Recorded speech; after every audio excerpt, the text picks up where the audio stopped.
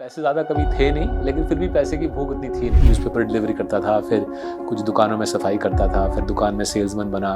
College के सालों में एक बेटिंग शॉप में कैशियर था। पर क्या investing is all about test match. बहुत लंबी सोच चाहिए, बहुत ही लंबी अवधि में ही पैसा बनता है। मेंटल ब्लॉक हो गया है कि निवेश में नहीं घुसना, बिकॉज ए जुआ है, B it's for rich people in Bombay. मुझे दुनिया में हर चीज़ चैलेंज करने में बहुत मज़ा आता है, राइट। कॉफी कैन इन्वेस्टिंग, हाँ जी।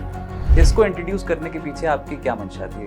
देखता था इंडिया में निवेश की किताबें तो काफ़ी हैं, पर वो निवेश की किताबें ना चीज़ सिंप्लीफाइड नहीं थी। टू बी ऑनेस्ट, मैंने भी एक्सपेक्ट नहीं किया था कि इतनी पागलों की तरह ये किताबें बिकेगी। मैं बैठ के सोचा, यार ज़िंदगी में सारा खर्चा मेरा विदेशी है, तो मैं सारा पैसा इंडियन स्टॉक मार्केट में लगा के क्यों बैठा हूँ। इंडिया छोटा सा मार्केट है, दुनिया का 3%। सो मुझे लगा यार विदेश में निवेश तो सोचना चाहिए। एआई का प्रहार शुरू हो चुका है, जॉब्स में दिख रहा है। आप कोई भी बड़े कंपनी का एनुअल रिपोर्ट खोल लीजिए, आपको छवि दिख जाएगी। तो क्या मिडिल क्लास गरीबी की ओर जा रहा है, भारतीय मिडिल क्लास? तो दुनिया भर में ये पंगा हो रहा है। इस प्रकार का टेक्नोलॉजी घातक है दुनिया भर के मिडिल क्लास के लिए। नमस्कार, मैं हूं रजत देवगन और आप देख रहे हैं बिस्तक की खास पॉडकास्ट सीरीज मनी मेकर्स।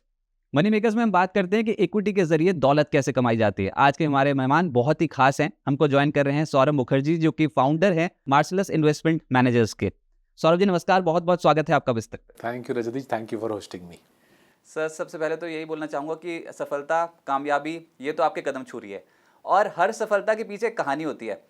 हम ना थोड़ा शुरुआत में जाते हैं। ठीक है जी। जब आपको ये सफलता नहीं मिली थी, तो उस समय के सौरभ मुखर्जी, तो सर बताओ फिर कैसी हुई थी शुरुआत, क्या सोच थी और कैसे इतनी बड़ी कंपनी बना ली? देखिए, जो पहले था वैसे ही हूँ, कुछ खास बदलाव मेरे ख्याल से आई नहीं है। सो मैं जब मैं 14-15 साल का था, मेरे माँ बाप इंडिया से यूके माइग्रेट कर गए। तो वहाँ पे जाते ही कुछ आर्थिक अवस्था ऐसी थी कि तुरंत नौकरी करनी शुरू पड़ी। तो मैं स्कूल भी जाता था, नौकरी भी करता था। तो 16 साल की उम्र से न्यूज़पेपर डिलीवरी करता था, फिर कुछ दुकानों में सफाई करता था, फिर दुकान में सेल्समैन बना। कॉलेज के सालों में एक बेटिंग शॉप में कैशियर था। कहाँ पे? ये लंदन, साउथ लंदन की बात कर रहे हैं। तो अखबार की डिलीवरी, दुकान की सफाई, बेटिंग शॉप का कैशियर। तो फिर ऐसे करते करते कॉलेज के सालों में थोड़ी कमाई के लिए, जब मैं एलएससी में था, कमाई के लिए मुझे एक अखबार में विज्ञापन दिखा कि अगर आप किताब लिखो तो आपको हम 2000 पाउंड देंगे। तो पहली किताब वैसे लिखी मैंने। मैंने किताब लिख के दी एक कंपनी को, उन्होंने मुझे 2000 पाउंड दिए। मेरे लिए बहुत पैसे होते थे उस ज़माने में, 2000 पाउंड। तो करते करते समझ आया, धीरे धीरे इकोनॉमिक्स पढ़ा, फिर समझ आया कि स्टॉक मार्केट कैसे काम करती है। ग्रेजुएशन के बाद हमारे एक मशहूर प्रोफेसर थे यूके में, उनका नाम है सर जॉन के। उनके साथ काम करने का मौका मिला, बोर्ड रूम्स में सीईओज़ के साथ उठने बैठने का मौका मिला। तब मेरी उम्र थी 21, 22, 23 साल। तो उससे कॉन्फिडेंस मिले कि अपना भी कुछ शुरू कर सकता हूँ। तो जब 25-26 साल का था, मैंने और कुछ दोस्तों ने मिलकर लंदन में अपनी पहली स्टॉक मार्केट वाली बिज़नेस शुरू की। स्टॉक मार्केट में, यूके मार्केट में स्मॉल एंड मिड कैप का एडवाइज़री था। पहले 2 साल काफ़ी दिक्कत वाले थे, हमारे पास पैसे ज़्यादा थे नहीं, बिज़नेस बनाने की तजुर्बा भी बहुत कम था, कॉन्टैक्ट्स भी नहीं थे। बट तीसरे साल से बिज़नेस अच्छा चलने लगा, वो बिज़नेस प्रॉफिटेबल बन गया, काफ़ी नाम बन गया। By the time I was 30, London के मार्केट में नाम बन गया। अपने क्षेत्र में मैं स्मॉल एंड मिड कैप में काफ़ी नामी एनालिस्ट बन गया, कंपनी के पैसे बने। तो उसी से ज़िंदगी में पहली बार थोड़े से पैसे मिले। वो कंपनी बेच के, जब मैं 31 साल का था, वो कंपनी बेच के मैं इंडिया माइग्रेट कर गया। 2008 में मुंबई शहर में आने का मौका मिला और यहाँ पे लास्ट 18 साल में उतार चढ़ाव रहे हैं, बट इंडिया में रहने में मज़ा आता है। इस देश को समझने में, इस देश के ऊपर किताबें लिखने में, इस देश में क्लाइंटन बनाने में मज़ा आता है। तो 18 साल से मुंबई में है। मुझे लगता नहीं ज़िंदगी कुछ खास बदली है मेरी लास्ट 20 साल में।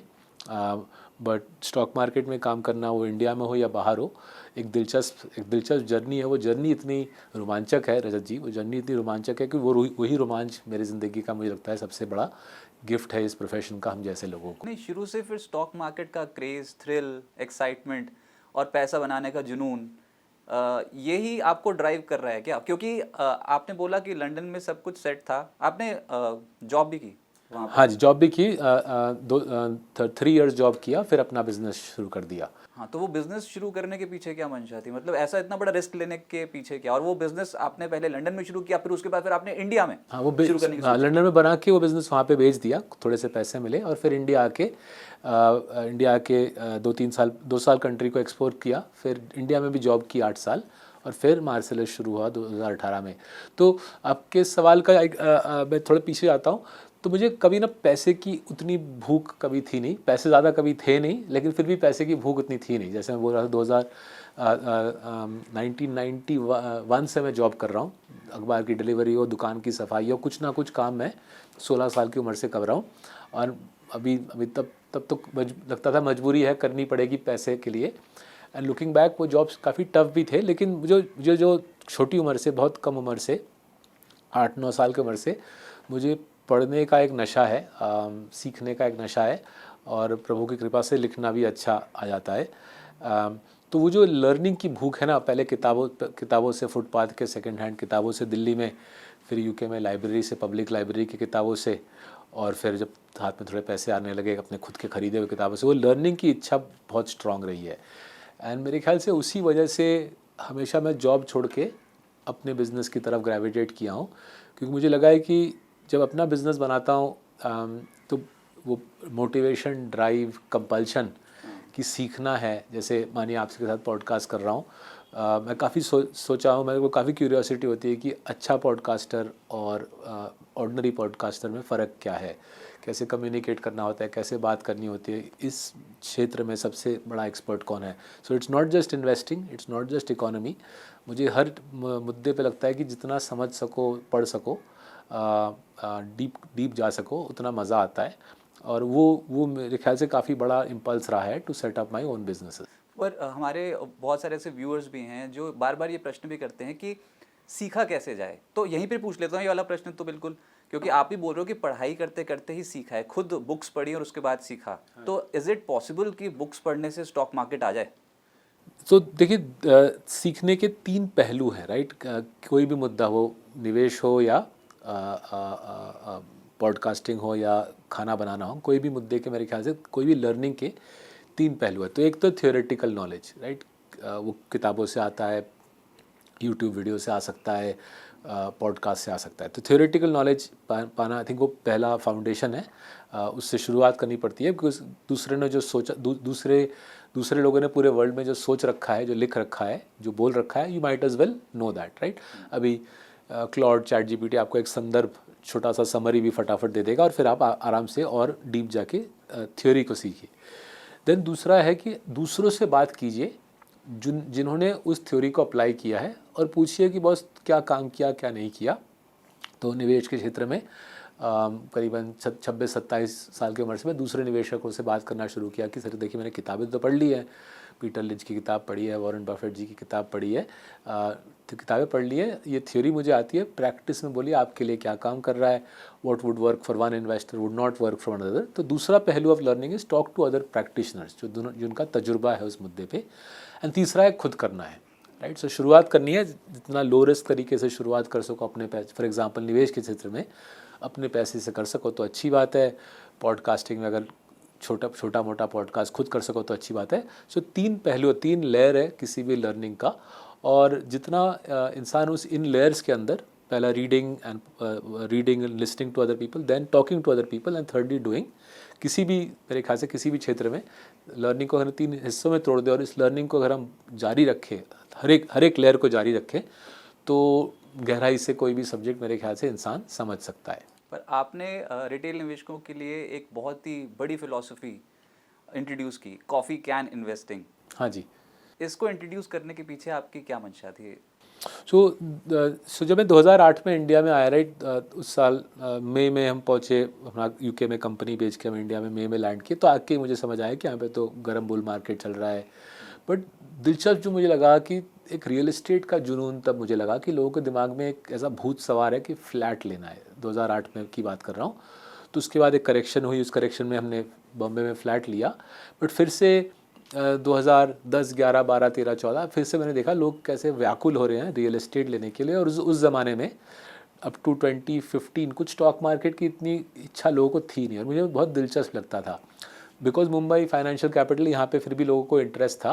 बट मानिए मैं हैदराबाद जब जाता था 2015 तक, राइट, इवन टिल 2017 हैदराबाद जाता था, nobody had any interest in the stock market. मेरे को दिलचस्प लगता था कि पढ़े लिखे लोग हैं, पैसे हैं, लेकिन ये तो फ्लैट और ज़मीन ही खरीदते हैं, अजीब चीज़ है, स्टॉक मार्केट लेते नहीं है। तो फिर जब मैंने लोगों से पूछा, मेरे को समझ आया कि उनको लगता है स्टॉक मार्केट जुआ है, उनको लगता है ये गैम्बल है, और उनको लगता है ये जुआ बॉम्बे के जो रईस हैं उनके लिए है। हम लोग अगर मानिए हैदराबाद का उदाहरण, अगर हम हैदराबाद के आईटी सेक्टर में या फार्मा में काम कर रहे हैं, ये हमारी बस की बात नहीं है बॉस, ये जुआ है और ये रईसों के लिए है। तो ये मुद्दे ना मुझे समझ आया कि एक लोगों को एक मेंटल ब्लॉक हो गया है कि निवेश में नहीं घुसना, बिकॉज ए जुआ है, B it's for rich people in Bombay. So मैं सोचने लगा कि इसको तोड़ूँ कैसे, इस प्री कंसेप्शन को मैं तोड़ूँ कैसे, चैलेंज कैसे करूँ। मुझे दुनिया में हर चीज़ चैलेंज करने में बहुत मज़ा आता है, राइट। जितना मैं चैलेंज करता हूँ, जितना सामने वाला इंसान प्रोवोक्ड होता है, उतना मुझे मज़ा आता है, because it challenges me to think and refine my concepts. So you know दिखता था इंडिया में निवेश की किताबें तो काफ़ी हैं, बट वो निवेश की किताबें ना चीज़ सिंप्लीफाइड नहीं थी, काफ़ी डेंस था। ROCE, कैश फ्लो, EPS, वो तो आज भी होता है, तरह तरह के समझ में नहीं आती तरह तरह के कॉम्प्लेक्स चीज़ें। सो आई केप्ट थिंकिंग सिंप्लीफाई कैसे किया जाए।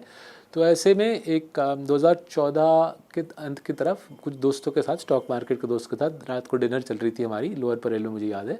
तो उसमें मेरे एक गुरु, एक मित्र संजय भट्टाचार्य जी ने जिक्र किया कि एक ऐसा मशहूर पेपर है कॉफ़ी कैन इन्वेस्टिंग बोल के, रॉब कर्बी जी जो कैपिटल में पहले काम करते थे, अब उनकी देहांत हो गई 2017 साल में रॉब कर्बी जी की, बट उस ज़माने में रॉब कर्बी जी भी जीवित थे। एंड ही सेड ये बहुत मशहूर पेपर है, बहुत सिंपल तरीके से समझाया है।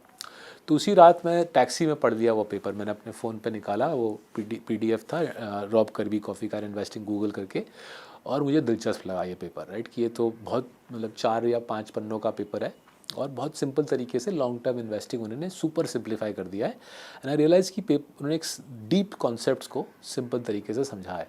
तो तब मेरे जहन में आया, अगर लोगों को समझाना है लॉन्ग टर्म निवेश और उसके बेनिफिट्स, और ये जुआ नहीं है और ये आपकी फ़ायदे की चीज़ है, तो I said coffee can investing का अगर मैं इसको एक किताब में तब्दील कर दूँ और इंडिया के कॉन्टेक्स्ट में, इंडिया के संदर्भ में, इंडियन मिडिल क्लास फैमिलीज़ के लिए रोमांचक बना दूँ, तो शायद फ़ायदा हो लोगों को। तो 2016 में पहली किताब छपी इस मुद्दे पे, अनयूजुअल बिलियनियर्स। उसका फॉलोअप आने वाला है कुछ ही महीनों में, और 2018 में हमने कॉफ़ी कैन इन्वेस्टिंग लिखी, राइट। तो ली किताब, बट टू बी ऑनेस्ट मैंने भी एक्सपेक्ट नहीं किया था कि इतनी पागलों की तरह ये किताबें बिकेगी। मुझे लास्ट वीक पेंगुइन से लेटर आया कि कॉफ़ी कैन इन्वेस्टिंग का 52nd रीप्रिंट, अभी 10 साल हो गए, 10 साल भी नहीं हुआ, 8 साल में 52nd रीप्रिंट आया है। तो मराठी, गुजराती, हिंदी, इनफैक्ट थाईलैंड में थाई भाषा में भी ये ट्रांसलेट हो गई है। तो थोड़ा सा मुझे भी आश्चर्य होता है कि ये कॉन्सेप्ट इतना फैल गया, बट हाँ, इसके पीछे सोच थी कि सिंप्लीफाई करना है निवेश को, उसके फ़ायदे समझाने हैं, उसका डर घटाना है, और इंडिया के कॉन्टेक्स्ट में स्टॉक मार्केट के लॉन्ग टर्म निवेश, ठंडे दिमाग से अच्छे कंपनी में लॉन्ग टर्म निवेश के फ़ायदे समझाने की इच्छा थी। तो उसके पीछे कुछ सोचा, कुछ पढ़ाई लिखाई की, एक कॉन्सेप्ट मिली संजय भट्टाचार्य जी से, और उसको सिंप्लीफाई करके हमने कॉफ़ी कैन इन्वेस्टिंग लिख डाला। तो अच्छा लगता है कि लोगों को फ़ायदा मिला है, फील होता है कि कुछ वैल्यू ऐड किया लोगों की ज़िंदगी में। एंड उम्मीद है कि जो दर्शक हैं आपके, सालों तक स्टॉक मार्केट में लगे रहे, निवेशित रहे, नॉट जस्ट इंडिया, भी पूरे दुनिया में निवेशित रहे। पूरा दुनिया खुल गया हमारे लिए गिफ्ट सिटी के ज़रिए से। पूरे वर्ल्ड में निवेश करके अपनी ज़िंदगी को आगे बढ़ाइए, अपनी पूंजी को आगे बढ़ाइए। पर ये जो आपकी बुक आई थी डायमंड्स इन द डस्ट, उसमें भी फिर लॉन्ग टर्म इन्वेस्टमेंट की बात की गई है, और ये जैसे आप ही बोलते हो कि T20 खेलना है या फिर टेस्ट मैच खेलना है, वो तो आप ही डिसाइड करोगे, पर क्या investing is all about test match? बहुत लंबी सोच चाहिए, बहुत ही लंबी अवधि में ही पैसा बनता है। अगर आपको कंसिस्टेंट कंपाउंडर्स ढूंढने हैं तो वो लॉन्ग टर्म में ही बनेंगे।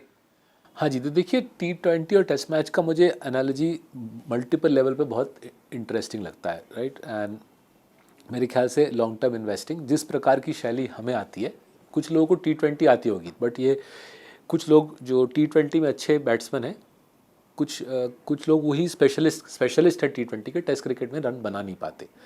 कुछ गिने चुने खिलाड़ी हैं जो सारे फॉर्मेट में कमाल का प्रदर्शन लाते हैं, बट स्पेशलिस्ट जो बैट्समैन हैं, जैसे राहुल द्रविड़ जी टेस्ट क्रिकेट में लेजेंड है, शायद T20 में वो खेल लेते हैं बट उतना शायद अच्छा खेल नहीं पाते।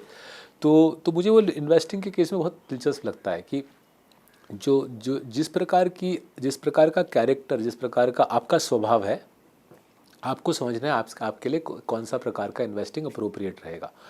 अगर आप इम्पेशेंट से अग्रेसिव से इंसान हो, शायद आपके लिए शॉर्ट टर्म ट्रेडिंग अप्रोप्रिएट रहेगा, बट उसके बारे में मुझे कुछ खास खबर है नहीं। I don't know much about short term trading. अगर आप पेशेंट रह सकते हो, थॉटफुल हो, आपको रीडिंग करना, सोचना, लंबा सोचना पसंद आता है, तो लॉन्ग टर्म इन्वेस्टिंग आपके साथ जचेगा, बैठेगा। कॉफ़ी कैन इन्वेस्टिंग हो या वॉरेन बफेट जी की शैली हो, बैठेगी आपके साथ।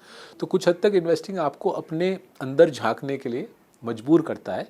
आपको अपने आप से पूछना है कि आप किस प्रकार के इंसान हो, और आपको उसी ढांचे में आपके पर्सनालिटी के मुताबिक आपको निवेश करना चाहिए। मेरी किताबें जो लोग लॉन्ग टर्म इन्वेस्टिंग में इच्छुक हैं उनके लिए हैं, बट हाँ, दूसरे लोगों ने आई एम श्योर अच्छी किताबें लिखी होगी शॉर्ट टर्म ट्रेडिंग के ऊपर, बट वो मेरे इन्वेस्टिंग के ढांचे में फिट नहीं होता।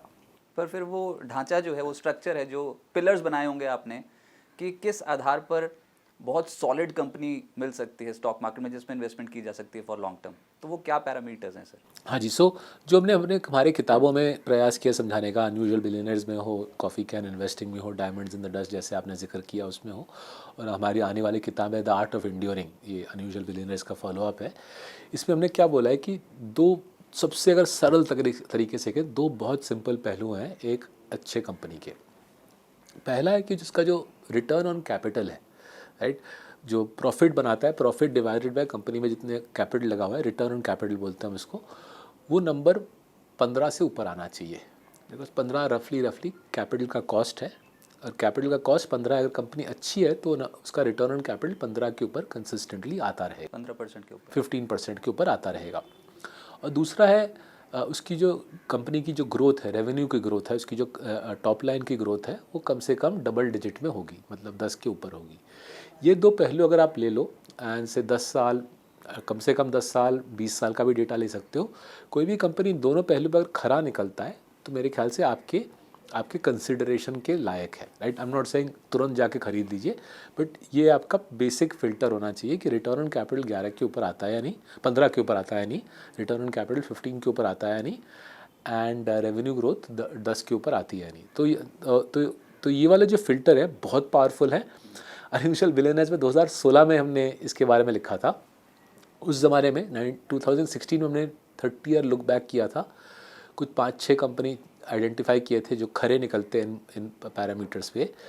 आर्ट ऑफ इंड्योरिंग जो अगले 2-3 महीने में मार्केट में आएगी, उसमें हमने पोस्टमार्टम किया है। हमने अनयूजुअल बिलियनर्स में जो कंपनी जिनके एनालिसिस है उनका हमने एनालिसिस किया है कि ये काम के लायक कंपनी थे, नालायक कंपनी थे। और कमाल है, सोचिए 10 साल हो गए, 10 ईयर्स हो गए अनयूजुअल बिलियनर्स पब्लिश किए हुए। उन कंपनी ने लास्ट 10 साल में बोथ रिटर्न ऑन कैपिटल पे और स्टॉक मार्केट रिटर्न्स पे तोड़ फोड़ परफॉर्मेंस दी है।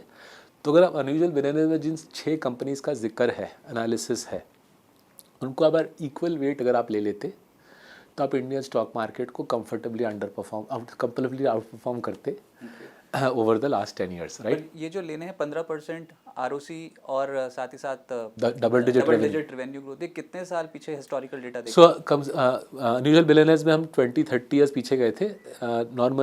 नॉर्मल कंसिडरेशन में 10 साल का देखते हैं, बट वो 10 साल के अगर केस में भी देखिए बहुत टफ टेस्ट है, बहुत मुश्किल है इसको पास करना। और इसके ऊपर इन्वेस्टमेंट करना तो और भी मुश्किल है। हाँ जी, तो तो इसको लॉन्ग टर्म में ये काम करती है आजकल की जिस तरीके की मार्केट हो गई है। तो आश्चर्य है कि इस साल तोड़फोड़ काम कर रही है। तो बीच में कोविड के बाद 3-4 साल ये जो शैली है निवेश की, क्वालिटी वाली शैली, लॉन्ग टर्म इन्वेस्टिंग क्वालिटी वाली शैली, कोविड के बाद 2-3 साल इसकी पिटाई हुई, right.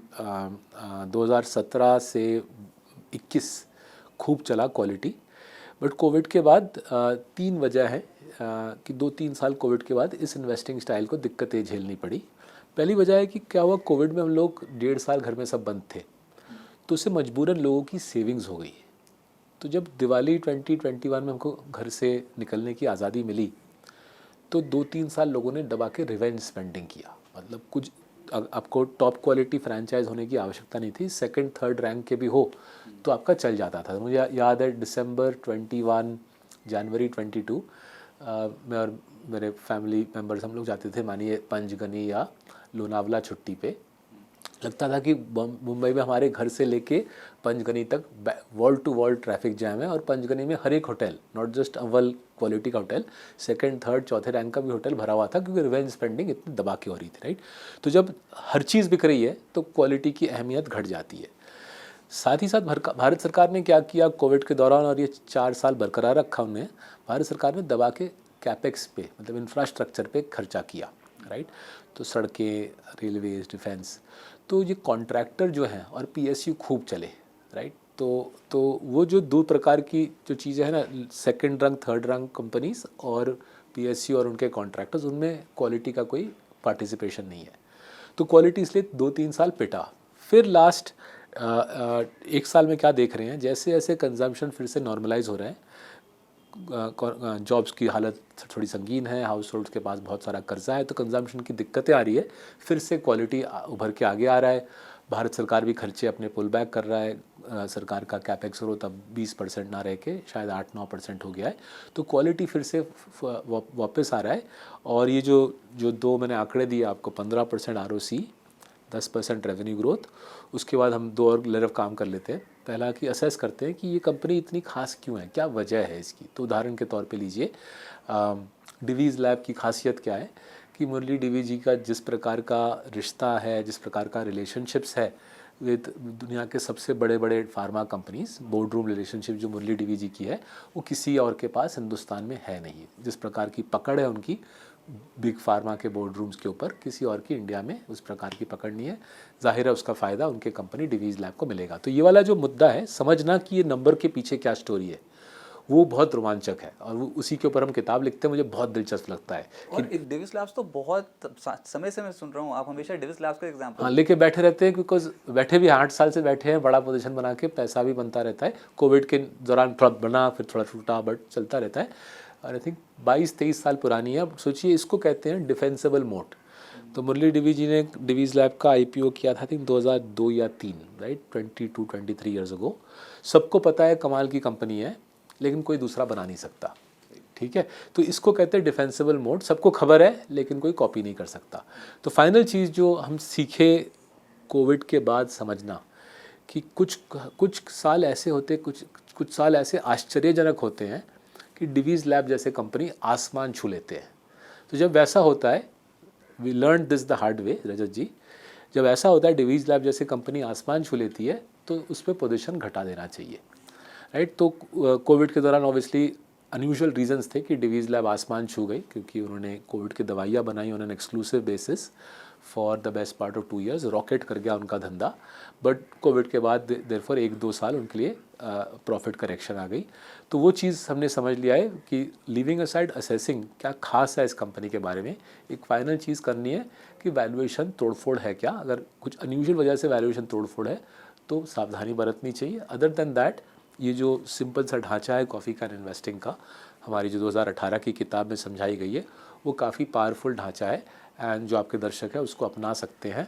As I said, Covid के बाद 2-3 साल इस निवेश की शैली को दिक्कतें झेलनी पड़ी, बट 2026 में दबा के क्वालिटी वापस आ गई है। मैंने पूछना भी था आपसे कि कंपनी की ग्रोथ बहुत सॉलिड आ रही है और चलता भी जा रहा है स्टॉक, वैल्यूएशंस भी बढ़ती चली जा रही हैं, ठीक ठाक परफॉर्मेंस देखने को मिल रही है, पैसा बन रहा है, अचानक से मैं कैसे बेच दूं उसको अपने पोर्टफोलियो। हाँ जी, तो वही चीज़ हमको सीखने को मिला। तो लेट्स गो बैक। 2016 में हमने अनयूजुअल बिलियनर्स पब्लिश किया, 18 में कॉफ़ी कैन इन्वेस्टिंग पब्लिश की, 16, 17, 18, 19, 20, 21, करीबन 6 साल ये जो इस प्रकार की कंपनीज़ हैं, राइट, उन्होंने करीबन 25-27% प्रॉफिट शेयर प्राइस कंपाउंडिंग दी हमको। 25-27% CAGR दिया शेयर प्राइस में, लेकिन प्रॉफिट ग्रोथ थी 18-19, अच्छी प्रॉफिट ग्रोथ थी, लेकिन शेयर प्राइस कंपाउंडिंग से कम थी। तो जाहिर है रजत जी, PE मल्टीपल ऊपर चली गई, ठीक है। तो अब आपका सवाल बहुत रेलेवेंट बनता है। जो मैंने सीखा कोविड के बाद, कि कभी मुझे पता नहीं चलेगा कि परफेक्ट PE मल्टीपल क्या है। हाँ, एग्जिट पॉइंट कभी परफेक्शन से पता नहीं चलेगा, लेकिन अगर मुझे दिख रहा है कि साल पे साल हमारी प्रॉफिट कंपाउंडिंग यहाँ पे है और हमारी शेयर प्राइस कंपाउंडिंग वहाँ पे है, और ये गैप मोटा है और ये साल पे साल बरकरार है, तो पोजीशन साइज़ घटा देनी चाहिए। तो ये सीख तब मिल गई एंड इस सीख को हमने 2022, 23, 24 में और निखारा इसको और फाइन ट्यून किया और फिर तैयारी करके रखी कि अगली बार जब क्वालिटी की रैली आएगी तब ये गलती को दोहराएंगे नहीं। तो कुछ उसके हमने तरीके बताए हैं इस गलती को अवॉइड करने के लिए। वो तरीके आर्ट ऑफ एंड्योरिंग जो हमारी आने वाली किताब है उसमें हमने और बखूबी से लिखने का प्रयास किया है। और एक और चीज़ बता दीजिए कि ये तो हुई अच्छी कंपनी में से प्रॉफिट लॉक कैसे करना है, एक होता है तो नहायत ही ख़राब कंपनी है वो पोर्टफोलियो में पड़ी हुई है, उसके बारे में कैसे पता लगे? रेड फ्लैग्स क्या होते हैं इसमें पहले ही पता लग जाए कि भैया ये तो डूबेगा, इससे थोड़ा बाहर निकलो? सो देखिए, बिकॉज हमारा वो क्वालिटी सेंट्रिक निवेश है, उस हमारे पोर्टफोलियो में वैसे कंपनी कम आते हैं कि कंपनी फालतू है इससे बाहर निकलो। वैसे कंपनी फालतू कंपनी हमारे पोर्टफोलियो बाय डेफिनेशन आते नहीं है। बट अगर मेरे अपने ज़िंदगी के निवेश के बाहर देखो, अपने ब्रोकरेज वाले सालों में अगर मैं थोड़ा रिफ्लेक्ट करूं, जहाँ पे आपको दिख रहा है 3 चीज़ जहाँ पे आपको दिख रही है, आपको बहुत सावधान रहना चाहिए। जहाँ पर आपको कंपनी के एनुअल रिपोर्ट में दिख रहा है कि ऑडिटर क्वालिफाई कर रहा है एनुअल रिपोर्ट को, या रिलेटेड पार्टी स्टेटमेंट्स काफ़ी रिलेटेड पार्टी ट्रांजैक्शंस भारी हैं, या प्रमोटर कंपनी से इंटर कॉर्पोरेट डिपॉजिट्स के ज़रिए से प्रमोटर अपने आप को लोन दे रहा है, राइट। सो अगर आपको अकाउंटिंग में पंगे दिख रहे हैं एंड गवर्नेंस में पंगे दिख रहे हैं तो मेरे ख्याल से सूनर रादर देन लेटर निकल जाना चाहिए। दूसरा है जहाँ पे आपको दिख रहा है कि कंपनी के साल पे साल रिटर्न ऑन कैपिटल में प्रेशर आ रहा है, right. 25 is becoming 20, 20 is becoming 17, even तो 15 के ऊपर है, अगर साल पे साल रिटर्न ऑन कैपिटल दब रहा है, दैट यूजुअली सजेस्ट कि कुछ कॉम्पिटिटिव एडवांटेज में कंपनी की मार्केट पोजीशनिंग में कोई दिक्कत आ रही है। और अगर आरओसी प्रेशर के साथ साथ मार्केट शेयर का भी आपको इस असर दिख रहा है तो सावधानी बरतनी चाहिए। और जो तीसरा जो बहुत दिलचस्प मुद्दा लगता है, अगर आप देख रहे हो कंपनी कैपेक्स नहीं कर रहा, उसकी जो कैश फ्लो है वो नए फैक्ट्री, नए प्रोडक्ट्स, नई R&D की तरफ खर्चा नहीं हो रहा है, तो वहाँ पे आई थिंक निकलना सूनर रादर देन लेटर चाहिए। सो मोर देन वैल्यूएशन, निकलने के एग्जिट के कॉन्सेप्ट में in companies who are not coffee can investing type companies, हमारे किताब वाले कंपनीज नहीं, राइट, नॉर्मल कंपनीज, तो ये 3 चीज़ें governance, market share and ROC, and thirdly capex, new products, R&D, इन चीज़ों पे खर्चा, अगर ये चीज़ें कॉम्प्रोमाइज्ड हैं तो मेरे ख्याल से इवन बिफोर शेयर प्राइस का ज़्यादा धूम धड़ाका होता है, आपको एग्जिट के बारे में सोचना चाहिए। अच्छा सर, कभी आपके में पोर्टफोलियो में कुछ ऐसा हुआ जिसने आपको बहुत बड़ी सीख दी कि भैया ये गलत स्टॉक हाथ आ गया है? कभी तो ऐसा झटका लगा होगा कि जो एक ख़राब स्टॉक आपके हाथ आ गया और आपने बोला चलो इसको लॉस में भी काटो। सो कभी कभी क्या होता है, हम लोग भी प्रेशर में आ जाते हैं कि बाकी कि देश बदल गया है, हमको समझाया जाता है कि देश बदल गया है, तुम्हारी ये पुरानी सोच है, coffee can investing unusual billionaire Saurabh, ये पुरानी सोच है, अभी तो इंडिया में कुछ आधुनिक भारत में कुछ कमाल का जलवा चल रहा है। सो कभी कभी हम भी इस बहकावे में आ जाते हैं। तो मुझे याद है जब मैं बोल रहा था ना 2021, 22, 23, 24 भारत सरकार ने दबा के कैपेक्स पे खर्चा किया, तो हर चुन्नू मुन्नू कॉन्ट्रैक्टर का ऑर्डर बुक चल पड़ा और जाहिर है कॉन्ट्रैक्टर चल पड़ा, PSU चल पड़ा, तो हमारे जो क्लाइंट है व्याकुल हो गए, क्योंकि हमारा तो इनमें कोई पार्टिसिपेशन है नहीं, हम PSU भी नहीं लेते और PSU कॉन्ट्रैक्टर सरकार के कॉन्ट्रैक्टर भी नहीं लेते। तो ऐसे प्रेशर में आके एक हमने सरकारी कॉन्ट्रैक्टर ले लिया, राइट, मतलब सरकारी कॉन्ट्रैक्टर से वो कंस्ट्रक्शन करता है, कुछ प्राइवेट सेक्टर के लिए, कुछ सरकारी एंटिटीज़ के लिए। तो कंपनी साफ़ थी, अकाउंट्स के पंगे नहीं थे, प्रमोटर जी से मिले, काफ़ी सारे कंस्ट्रक्शन साइट्स में गए, नंबर भी ठीक ठाक थे। तो छोटा सा पोजीशन हमने हमारे स्मॉल कैप पोर्टफोलियो बनाया इन दिस सरकारी कॉन्ट्रैक्टर।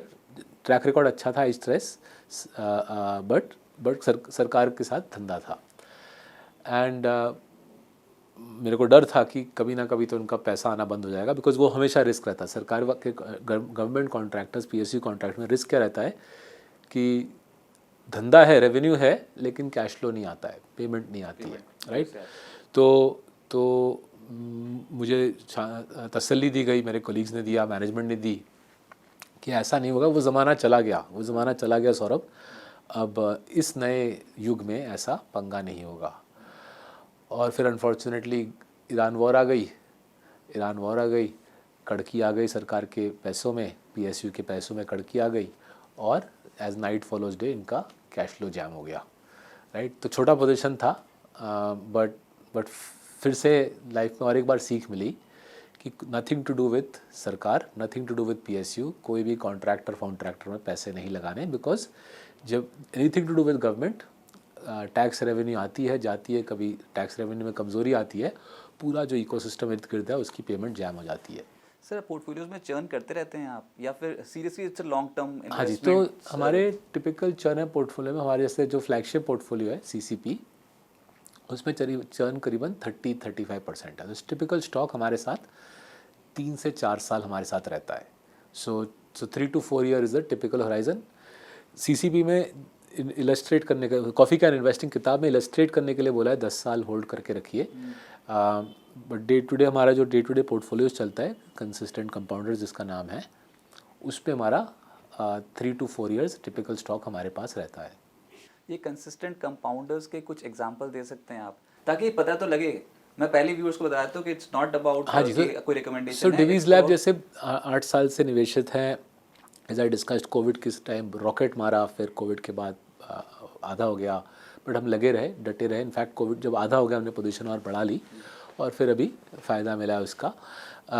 और एक उदाहरण दे देता हूँ आपको, जानबूझ के थोड़ा आपको कंट्रोवर्शियल उदाहरण देता हूँ, जिससे आपके दर्शक प्रोवोक्ड हो। HDFC bank, right. HDFC bank में मेरे को पता था आप ये बोलोगे ज़रूर, क्योंकि जब पिछली बार मैंने आपका इंटरव्यू लिया था तब भी आपने बोला था कि HDFC बैंक जिनको नहीं समझ में आ रहा उनको नहीं समझ में आ रहा, पर हमें पता है, सबको हाँ पता है जी, कि भाई तो मुझे बहुत दिलचस्प लगता है HDFC बैंक। 8 साल, अगेन जैसे डिवीज़ लैब, HDFC बैंक तो उससे भी ज़्यादा 8-9 साल लेके बैठे हैं। हमारी 2016 की किताब अनयूजुअल बिलेंस में भी डिटेल में इनका एनालिसिस किया। बड़ी बैंक है, सबको मालूम है क्या होता है। तो ये कंसिस्टेंट कंपाउंडर क्यों है, राइट। क्यों हमारी 2016 की किताब में थी, क्यों हम लेके बैठे हैं, क्यों जब बाकी लोग उछलते हैं कि ये गवर्नेंस वो गवर्नेंस, इसने ये बोला उसने वो बोला, हम ज़्यादा क्यों मायूस नहीं होते। बिकॉज जो हमको 3 चीज़ें HDFC बैंक की दिखती है जो ख़ास है, जो दूसरे बैंक्स के पास नहीं है। पहली हमें दिखती है कि हम बहुत सारा टाइम स्पेंड करते हैं ब्रांचेस में, जितने भी हमारे देश में बड़े बड़े बैंक्स हैं उनके ब्रांचेस में टाइम स्पेंड करते हैं।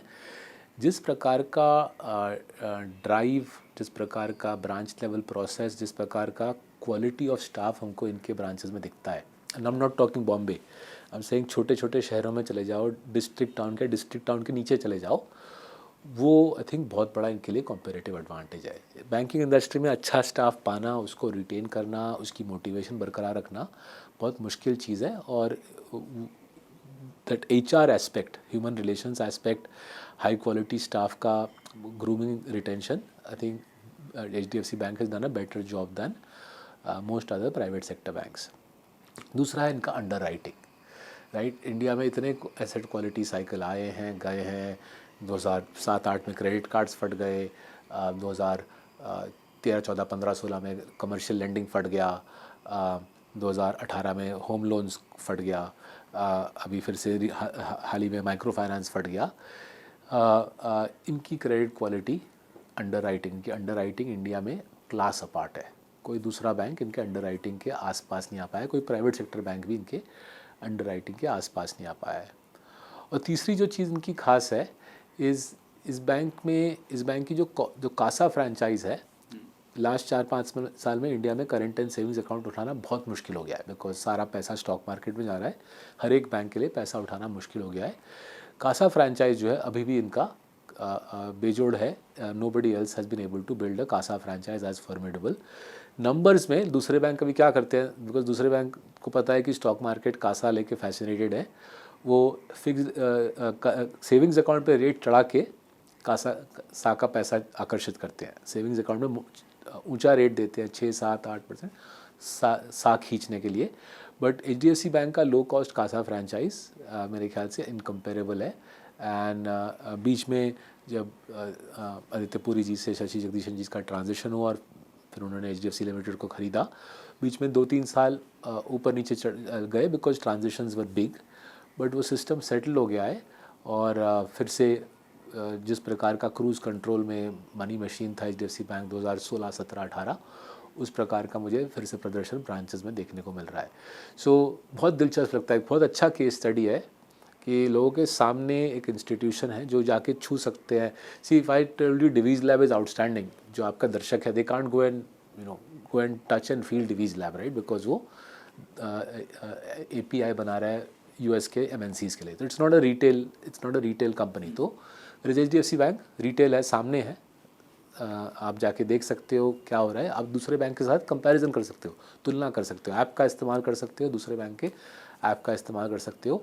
तो अगर कोई ये पॉडकास्ट देख रहा है और उसको एनालिसिस करने की इच्छा है, कंपेयर कीजिए HDFC बैंक को दूसरे प्राइवेट सेक्टर बैंक्स के अगेंस्ट, बहुत फाइनेंशियल मैट्रिक्स पर ब्रांचेस विजिट करके, और आपको ज़मीन आसमान का फ़र्क दिखे। पर अगर ये कुछ ऐसी खबर आती है कि कुछ कॉर्पोरेट गवर्नेंस के ऊपर कुछ सवाल खड़े कर हाँ देते जी, हैं, तो उस पर हम काम करते हैं, ऐसा नहीं कि हम उसको नज़रअंदाज करते हैं। HDFC बैंक में भी तो हुआ था। तो तुमने काम किया, हमको जो एलिगेशंस थे, जो इल्ज़ाम लगाए गए, उसमें कुछ सब्सटेंस दिखा नहीं, राइट। तो इसीलिए वी कांट से इरेलेवेंट है। अगर किसी ने इल्ज़ाम लगाया है, हम सुनते हैं उस इल्ज़ाम को, we are large shareholders, हमारा खुद का पैसा लगा हुआ है, हमारे क्लाइंट्स का पैसा लगा हुआ है, हंड्रेड्स ऑफ करोड़ लगा हुआ है, तो हमको केयरफुली सुनते हैं, काम करते हैं, रिसर्च करते हैं, अलग अलग लोगों से बात करते हैं और पता करते हैं कि सच में ऐसा पंगा हुआ था क्या।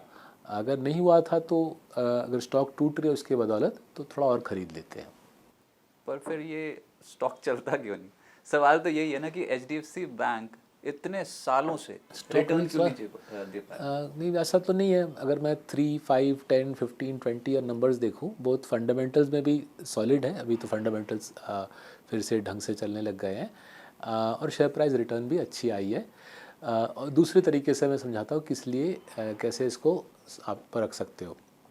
अगर 2000 मानी जनवरी 2020 में, कोविड के 1 महीने पहले आप और मैं ये डिस्कशन कर रहे होते, उस ज़माने में HDFC बैंक था 4 times price to book, State Bank of India था 1 times price to book. Most of the PSUs उस ज़माने में 1 टाइम्स प्राइस टू बुक पे थे, HDFC बैंक 4 पे था। फिर as I discuss, Aditya Puri ji गए, शशि किशन जी गए, टेक ओवर हुआ, HDFC लिमिटेड का मर्जर हुआ। HDFC बैंक आज basically 2 times price to book पे है, अच्छे PSUs 1.5 पे है। तो वो गैप तो मुझे कोई लॉजिकल लगता नहीं है। इट्स सिंपली नॉट बिलीवेबल कि वो गैप 1.5 वर्सेस 2, वो गैप का फेयर मेजरमेंट है। तो हमको लगता है आकर्षक है वैल्यूएशन के नज़रिए से भी। और फिर एज आई सेड, ब्रांचेस में जाके हम कंपेयर करते हैं, PSU के ब्रांचेस में जाते हैं, उनका स्टाफ, उनका टेक्नोलॉजी, HDFC बैंक के जब ब्रांच में आते हैं, उनका स्टाफ, उनका टेक्नोलॉजी, और हमको एक फ़र्क दिखता है, काफ़ी बड़ा फ़र्क दिखता है। वो वैल्यूएशन में रिफ्लेक्टेड नहीं दिखता, इसीलिए हम मोटा पोजीशन बना के बैठे हैं। एज आई सेड, जब वो शेयर प्राइस बीच में करेक्ट हुई on the back of the allegation, थोड़ा सा और हमने ख़रीद लिया। सर, हमारा इस पॉडकास्ट की जो थीम है वो है वेल्थ मेकिंग थ्रू इक्विटीज़, और लॉन्ग टर्म में पैसा बनता है। लेकिन हर इन्वेस्टर के मन में ना वो एक स्टॉक या फिर वो एक फेज़ रह जाता है जहाँ पर उसने बहुत मोटा पैसा कमाया था। आपको ध्यान में आता है कोई ऐसा फेज़ या फिर कोई ऐसा स्टॉक जहाँ पर आपने बहुत मोटा पैसा कमाया था और आपने बोला था भाई साहब ये क्या ले लिया मैंने, इसमें तो ज़बरदस्त तेज़ी देखने को मिल रही है? कोविड जब ख़त्म हुआ, राइट, कोविड के जो लास्ट कुछ महीने 2021 के सेकेंड हाफ में, मुझे एक चीज़ समझ आई कि हम लोग जो इंडिया में रहते हैं, हमारे ज़्यादातर खर्चे एक्चुअली विदेशी हो गए हैं। जैसे ये पॉड ही लीजिए, ये सामने कैमरा विदेशी है, आपके हाथ में फ़ोन विदेशी है, ये माइक विदेशी है, मेरे हाथ में घड़ी विदेशी है। शुक्र है मेरे कपड़े इंडियन है, जूता भी इंडियन है, राइट। बट मोस्ट ऑफ हमारी ज़िंदगी के मोस्ट खर्चे भी विदेशी है। तो मैं बैठ के सोचा, यार ज़िंदगी में सारा खर्चा मेरा विदेशी है, तो मैं सारा पैसा इंडियन स्टॉक मार्केट में लगा के क्यों बैठा हूँ।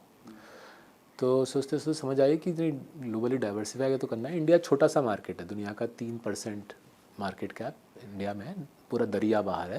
दुनिया का आधे से ज़्यादा मार्केट कैप अमेरिका में है, करीबन 1/4 यूरोप में है और 1/4 ईस्ट एशिया में है। सो मुझे लगा यार विदेश में निवेश तो सोचना चाहिए। सो 2022 में हमने विदेश गए, लाइसेंस ली, US में टीम बनी, कुछ हद तक विदेश में, कुछ हद तक गिफ्ट सिटी में टीम बनी, और फिर हम अक्टूबर 2022 अपना पैसा, क्लाइंट्स का पैसा, मार्सलस का पैसा हम विदेश में लगा दिए गिफ्ट सिटी के ज़रिए से, और दबा के पैसा बना, राइट, दबा के पैसा बना। बिकॉज जो आपको दिखा तब कि नॉट जस्ट इंडिया में, पूरे दुनिया भर के लोग, उदाहरण पूरे दुनिया भर के लोगों को माइक्रोसॉफ्ट मजबूरन लेना पड़ता है, विंडोज़ लेना पड़ता है, नहीं तो धंधा चलेगा नहीं, राइट। और साथ ही साथ सॉफ्टवेयर के साथ वो क्लाउड भी बेचता है। और ऑपरेटिंग मार्जिन कुछ 50% आती है उनकी। सालाना पैट आता है 100-110 बिलियन। वो पूरा पैट वो घुसा देते हैं नई चीज़ों बनाने में, एआई बनाने में, वर्चुअल रियलिटी में कब्ज़ा करने में।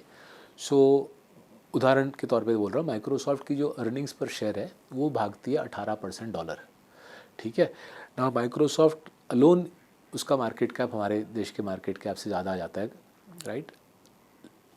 माइक्रोसॉफ्ट की ईपीएस ग्रोथ 18% डॉलर, इंडिया की ईपीएस ग्रोथ 6% डॉलर। अगर हम 10-20 साल का देखें, निफ्टी का ईपीएस ग्रोथ डॉलर में 6% बैठता है, माइक्रोसॉफ्ट का 18 बैठता है, तो 3 टाइम्स फास्टर भाग रहा है, इंडियन मार्केट से बड़ा है, और आपको निफ्टी के कम वैल्यूएशन में मिल जाती है। तो ये चीज़ तो मुझे 2022 में समझ आई, तो इसलिए ग्लोबल इन्वेस्टिंग का हमने बिज़नेस बनाया, दवा के पैसे बने, अभी भी कुछ बन रहे हैं, उम्मीद है आने वाले सालों में भी बनेगी। तो ये ज़िंदगी में शायद 5-6 साल में एक ऐसा आइडिया आता है। कुछ स्टॉक लेवल होता है, कुछ थीम लेवल पे होता है, कुछ ऐसे कंट्री लेवल पे होता है। सो लास्ट 6 महीने में हमने काफ़ी सारा काम किया कि रुपी टूटेगा, 100 तोड़ के निकल जाएगा। जो आईटी सर्विसेज का जो सेक्टर है वो टूटेगा, बिकॉज आईटी सर्विसेज टूटेगा, इंडिया की बैलेंस ऑफ पेमेंट्स पे दिक्कत आएगी, इस रुपी पे दिक्कत आएगी। लेकिन इसका फ़ायदा कहाँ पे मिलेगा? Manufacturing, exports, right. मैन्युफैक्चरिंग का बहुत इंडिया में बना के यहाँ पे उत्पादन करके विदेश में इसको बेचना, ये सेक्टर खूब चलेगा। ये इंडिया में लास्ट 40 जब से मैं पैदा हुआ मैन्युफैक्चरिंग एक्सपोर्ट्स चली नहीं है, बिकॉज करेंसी ओवर वैल्यूड रही है। पहली बार इंडिया के इतिहास में करेंसी की ओवर वैल्यूएशन हट जाएगी, और हमारा जो हैंडीकैप था, इंडियन एक्सपोर्टर्स का जो हैंडीकैप था बांग्लादेश या वियतनाम या चाइना के मुकाबले, वो हट जाएगा। तो मैन्युफैक्चरिंग एक्सपोर्ट्स में दबा के पैसा लगा रहे हैं, उम्मीद कर रहे हैं कि जैसे विदेशी स्टॉक खरीदने में पैसे बने हैं, मैन्युफैक्चरिंग एक्सपोर्ट्स में भी उसी पैमाने पे बनेंगे। पर सर ये फिर ग्लोबल इन्वेस्टिंग पे ही आते हैं ना ये। अब आपको लगता है कि एज़ कम्पेयर टू इंडिया, ये जो आप बोल रहे हो कि अमेरिका या फिर कोई और कंट्री ये ज़्यादा आउट परफॉर्म करती हुई नजर आएंगे मार्केट्स? अभी तो यही थ्योरी चल रही है कि हमारे पास कुछ साल करेंगे, कुछ साल नहीं करेंगे। तो सो निवेश में जो बुढ़ापे में और एक चीज़ सीखने को समझ आया कि डाइवर्सिफिकेशन अहम है। सो जाहिर है कुछ साल हम अमेरिका से बेटर करेंगे, कुछ साल अमेरिका हमसे बेहतर करेगी, बट उस पर ज़्यादा सर नहीं खपाना। सर इस पर खपाना है कि दोनों देश का भविष्य अच्छा है, यानी हमारे ख्याल से दोनों देश का भविष्य, अमेरिका का भविष्य अच्छा है, इंडिया का भविष्य अच्छा है। अगर हम 20 और 30 साल का डेटा देखें, दोनों देशों ने 10% डॉलर रिटर्न दी है, ठीक है। लास्ट 10 साल में अमेरिका थोड़ा ज़्यादा दिया है, लेकिन 20-30 ईयर्स में इंडिया ने भी बराबरी किया है, 10% डॉलर आया है। लेकिन जो दिलचस्प बात है कि उनका और हमारा रिश्ता नाता खास है नहीं, राइट। उनका इकोनॉमी का ढांचा अलग है, हमारे इकोनॉमी का ढांचा अलग है, उनके पंगे ज़िंदगी में अलग है, हमारे पंगे इंडिया में अलग है। तो इसको डाइवर्सिफिकेशन बोलते हैं, राइट।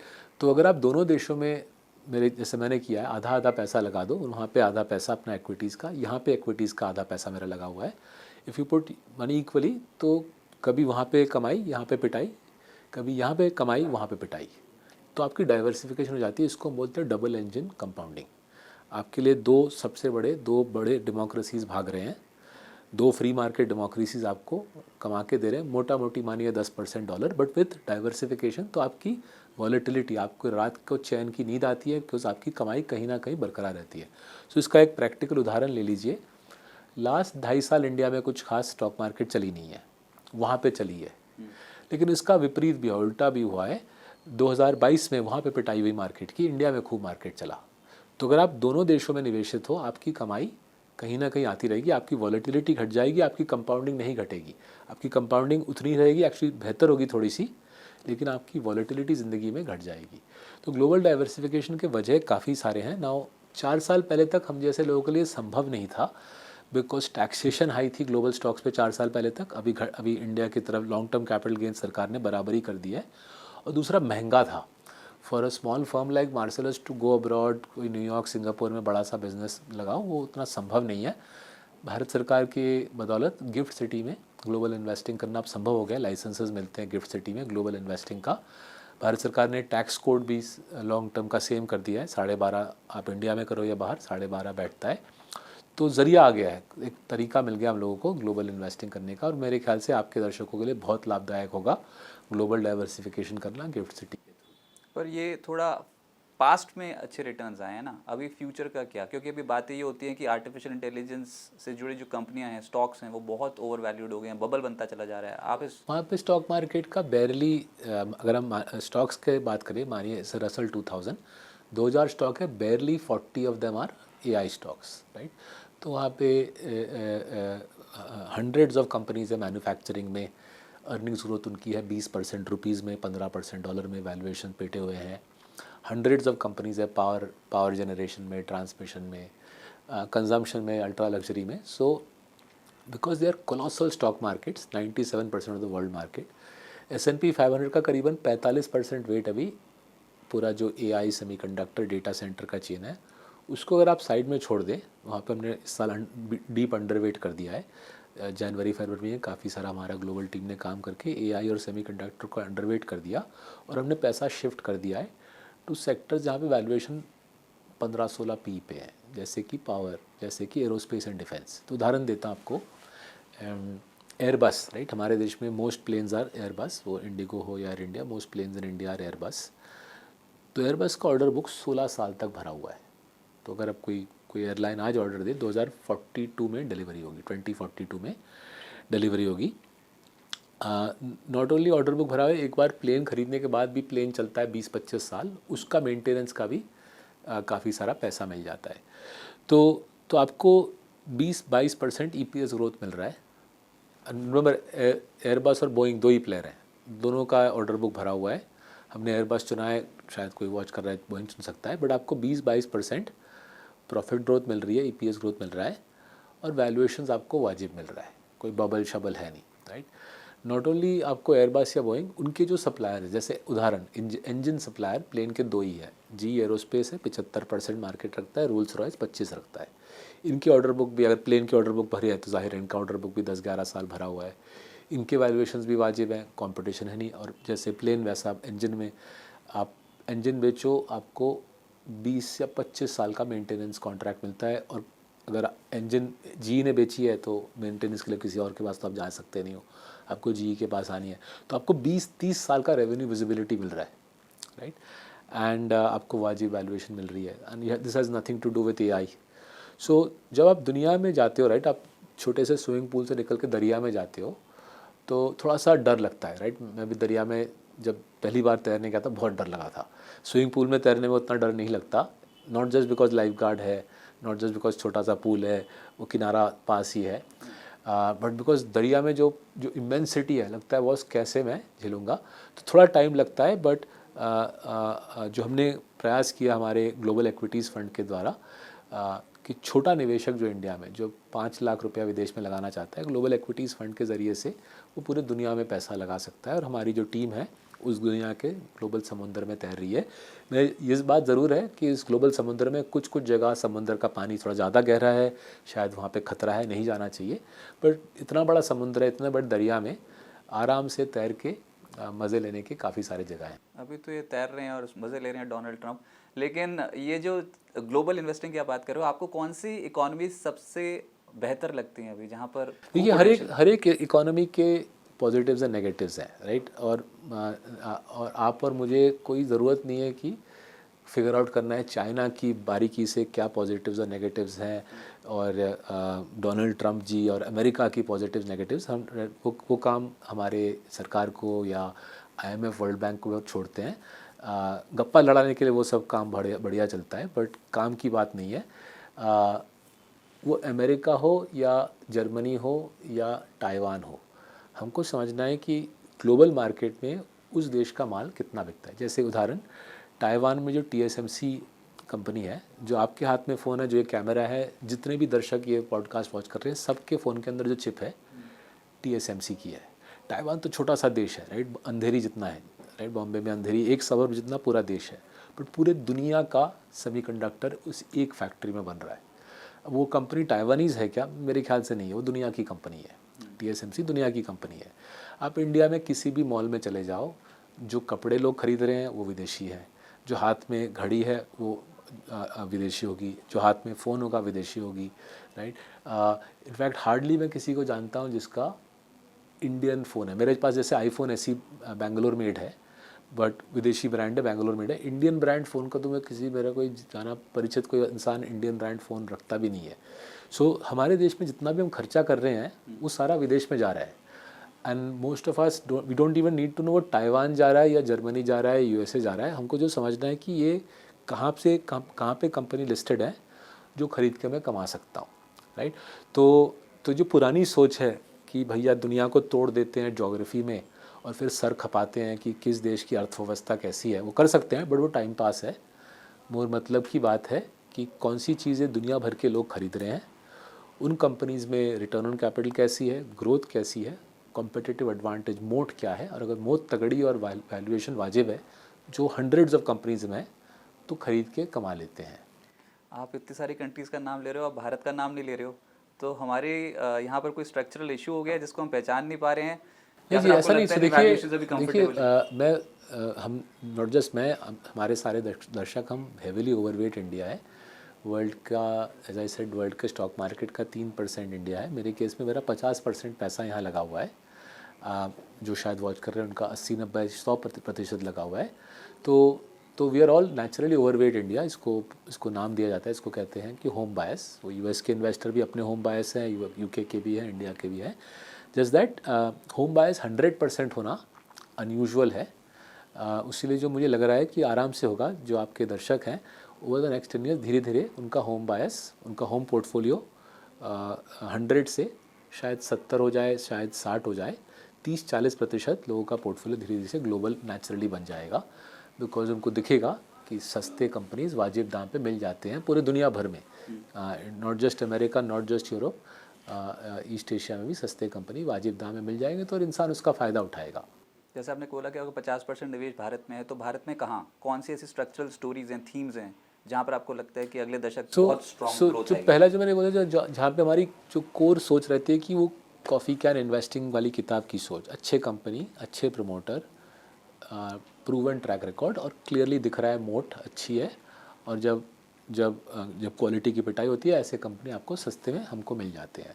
बट अगर आप दूसरे तरीके से देखें, कहाँ पे ये स्टोरीज आते हैं, 3 जगह पे ये स्टोरीज आते हैं। कॉफ़ी कैन वाले स्टोरीज़, कॉफ़ी कैन इन्वेस्टिंग वाले स्टोरीज़ 3 क्षेत्र में आ जाते हैं। पहला, जहाँ पे भारत सरकार को, दुनिया भर में सारे सरकार को टैक्स इकट्ठा करने में बहुत दिक्कत हो रही है लास्ट 20-30 साल, बिकॉज किसी को टैक्स भरने की इच्छा खास है नहीं, राइट। तो पूरे दुनिया भर में corporate tax rates last 40 years में आधा हो गया है। इंडिया में भी 2019 में पिटा। तो जैसे ऐसे देख रहा हूँ मैं, सरकार को दिक्कतें आ रही है टैक्स कलेक्ट करने में। सरकार बोल रहा है यार, प्राइवेट सेक्टर को बोल रहा है आप ही हेल्थ केयर प्रोवाइड करो, आप ही एजुकेशन प्रोवाइड करो, आप ही लॉ एंड ऑर्डर प्रोवाइड करो, राइट। तो जैसे इंडिया में for every 1 policeman there is 4.5 security guards, right. Hardly कोई ये पॉडकास्ट सुन रहा होगा जो सरकारी अस्पताल का इस्तेमाल करता है। Most people now use private hospitals, private diagnostics. तो आधा हेल्थ केयर प्राइवेट सेक्टर देता है, आधी स्कूलिंग प्राइवेट सेक्टर देती है। तो ये बहुत आकर्षक बिजनेसेस है फॉर प्राइवेट सेक्टर।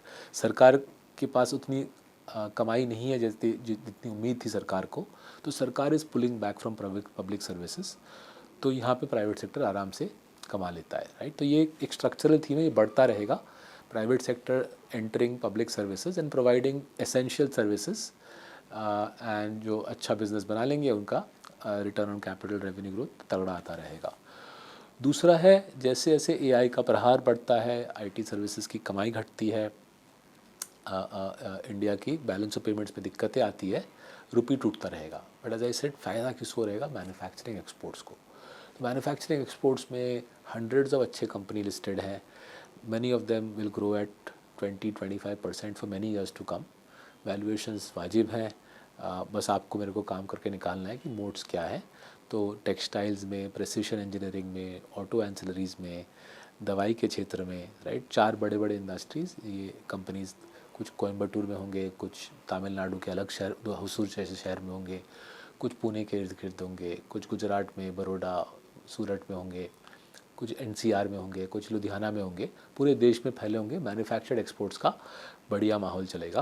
और तीसरा जो इंडिया में थीम चलेगा है सेविंग्स, क्योंकि कंजम्पशन ताबड़तोड़ बढ़ी है। हम दुनिया के सबसे कर्जदार मिडिल क्लास बन गए हैं। आरबीआई का डेटा हर 6 महीने आरबीआई डेटा छाप रहा है कि household savings rate, net household savings rate 50 year low के पास है। तो जाहिर है कंजम्पशन घटेगी, सेविंग्स बढ़ेगा। तो आप और में अगर उन इंस्टीट्यूशन में निवेश करें जो सेविंग्स का फ़ायदा उठाएंगे, तो हम आप और में कमाएंगे। तो स्ट्रक्चरल थीम्स सामने झलक रहे हैं, बट इनके पीछे अगर आप निवेश के क्षेत्र से देखें, निवेश के ज़रिए से देखें, तो कॉफ़ी कैन इन्वेस्टिंग का ढांचा काफ़ी अच्छा फिट होता है इस कॉन्स्ट्रक्ट में।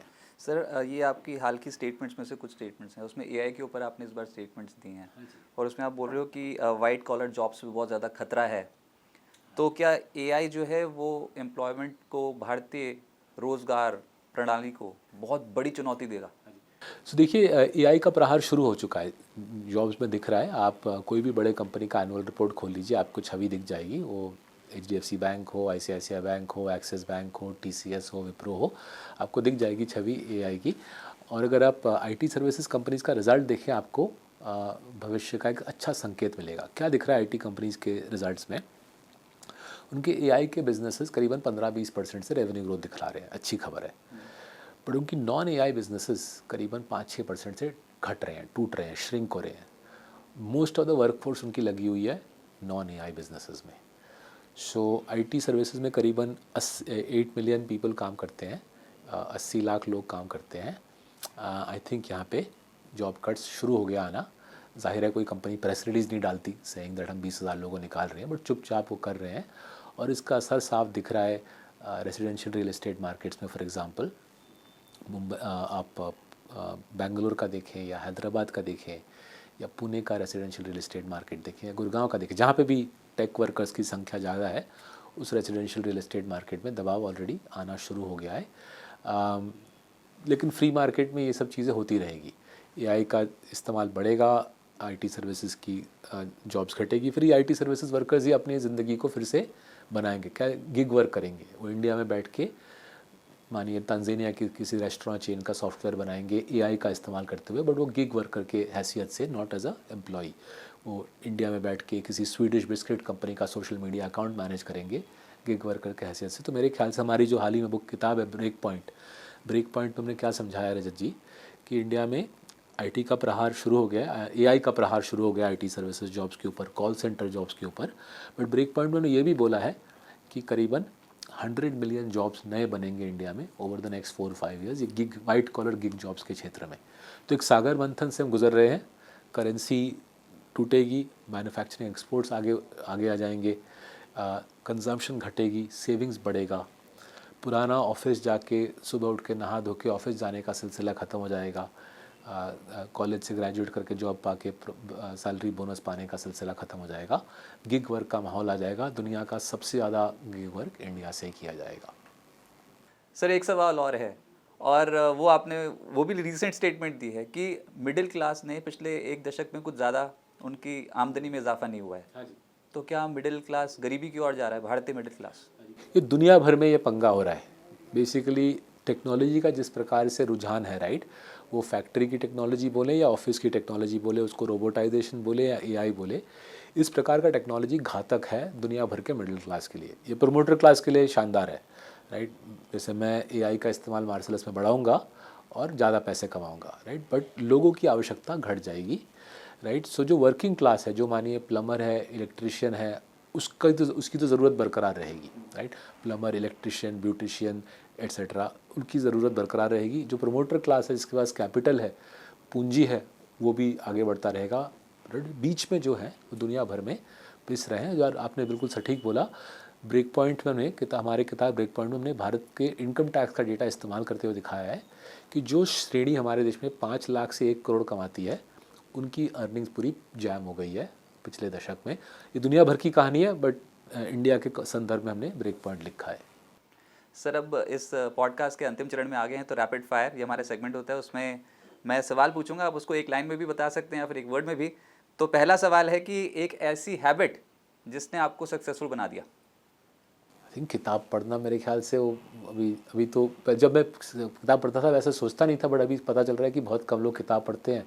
तो जो काम दूसरे लोग कम करते हैं वो आप ज़्यादा करो तो फ़ायदेमंद रहती है। अच्छा, फिर ऐसी कोई किताब बता सकते हैं जो आपको बहुत अच्छी लगती है?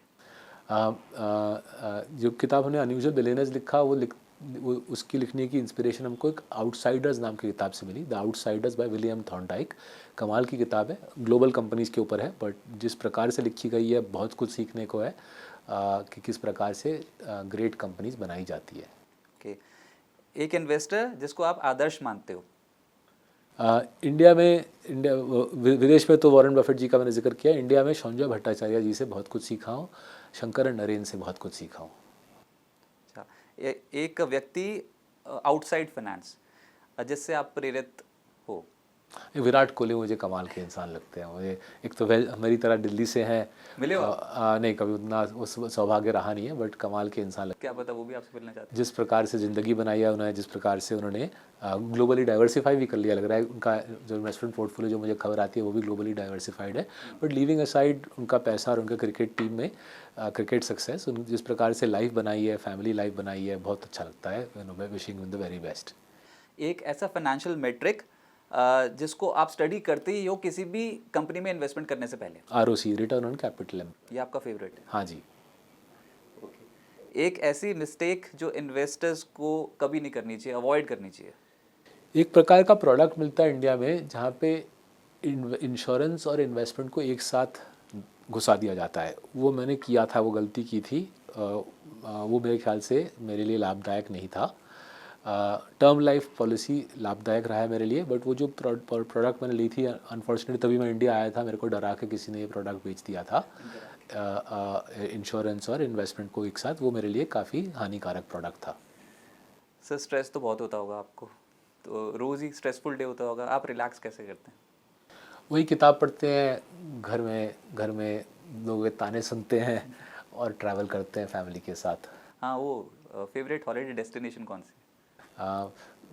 जब से मैं कॉलेज में था, जब से मैं दुकान में काम करता था, मेरे को इटली जाना बहुत अच्छा लगता है। मैं कम खर्चे में इटली भी गया हूँ, 3 टायर ट्रेन में गया हूँ, यूथ हॉस्टल में रहा हूँ, और जब थोड़े पैसे हैं 3 स्टार होटल में भी रहा हूँ। मेरे को शानदार दे सकता है, बहुत दिलचस्प लगता है इटली। इंडिया में घूमना पसंद है? मोदी जी बोलते हैं इंडिया में घूमो ना।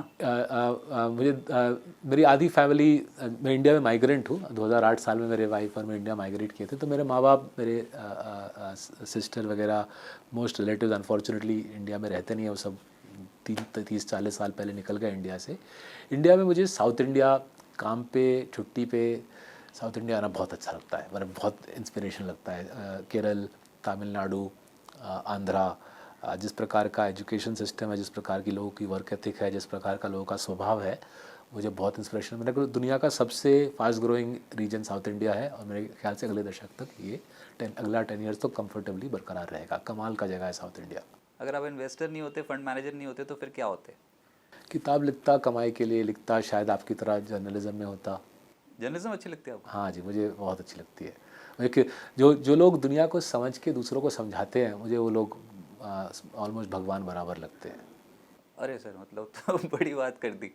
अच्छा, और ऊपर से सक्सेस अगर आपको डिफाइन करना हो तो एक वर्ड में सक्सेस को आप कैसे डिफाइन करें? ज़िंदगी अपने टर्म्स पे जीना। दूसरे लोग क्या बोल रहे हैं, ज़िंदगी अपने टर्म्स पे जीना, जो आपको ठीक लग रहा है आप कर रहे हो, रादर दैन जो दूसरे लोगों को ठीक लग रहा है वो आप कर रहे हो। और जो दुनिया बहुत बोलती है तो सुनना चाहिए और तो अपना काम करते रहना चाहिए। So if you can live life on your own terms, by definition दुनिया क्या बोल रही है आप उससे उतने परेशान नहीं होते। सर, ये आखिरी प्रश्न होगा कि अगर इन्वेस्टर को, भारतीय इन्वेस्टर को एक इन्वेस्टिंग प्रिंसिपल आपको बताना हो लॉन्ग टर्म के लिए, तो वो क्या होगा? आज शांति से इन्वेस्ट कीजिए, डाइवर्सिफाई कीजिए इंडिया के अंदर globally, and stay calm, stay diversified, stay global, आपका पैसा बन जाएगा। सौरभ जी, बहुत शुक्रिया थैंक यू सो मच अपना समय देने के लिए। Thanks for joining. Thank you so much.